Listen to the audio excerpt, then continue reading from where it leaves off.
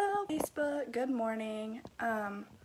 So I am here and I'm not positive that I'm even in the right place. I'm having computer problems again, like always, but I'm here for Thirsty Thursday, and I want to talk about mindset stuff. So if you're here, let me know that you're here. Say hi.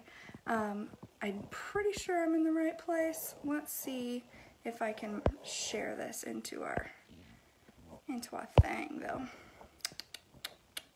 Okay, I think we're good. So today's Thirsty Thursday topic, and P.S. it's 9 in the morning here, so there is no booze for this Thirsty Thursday because it is morning and I am not awake enough to be drinking yet. But we are here to talk about mindset stuff. So disclaimer before we start, if you are really good at mindset stuff and you are like a total pro, you have no issues, and you know you're rocking along doing your thing every day, this is not the call for you. This is for people who are totally like me and are not great at all of the woo-woo type stuff, right? That is who this is targeted for. So if like, okay, let me just tell you like what happened with me when I first started trying to do this. So I would like read all this stuff, and you know, I was working with coaches who said like write out belief statements and affirmations and all of that type of stuff, like all of the stuff that you hear that you're supposed to be doing for mindset work. Well, basically I just feel like a giant dork sitting there talking to myself, telling myself I'm awesome, telling myself all of these, you know, things that I really didn't believe, right? So that's the main reason why I like tried to find other ways to do stuff, because it just did not work for me. Like, it's like this, I just feel like a dork and it's not actually helping me or anyone at all. So I just wanted to tell you guys, in case you didn't know, there is another way to do mindset work. You don't have to sit down and stare at yourself in the mirror and tell yourself you're awesome or read belief statements that you don't believe in. Now, don't get me wrong, first of all, too, like, don't get me wrong, I don't think there's anything wrong with that at all. Like, if that works for you, that's great. And I am still trying to incorporate some part of that into my daily routine, but the purpose of those statements, you know, saying those things, is it has to be something that you fully believe.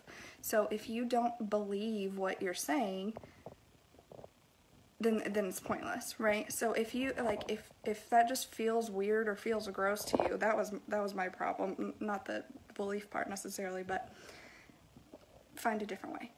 So I just wanted to share the things that I do as part of my mindset routine, just so you can, you know that there's a different way. It doesn't have to look the same way for everyone. You just have to find the way that works for you. So for me, what it looks like is I walk my doggies around the block while I listen. I put on my headphones and I listen to Audible while I walk my dogs around the block, and I sit in my hot tub with coffee. You might, if you saw my post on Instagram yesterday, I talked about that. Like, just go out in the morning. It's even better in the springtime and the summer. Right now, all the trees are dead. I have giant, beautiful oak trees in my yard, and I love them, but right now they're dead.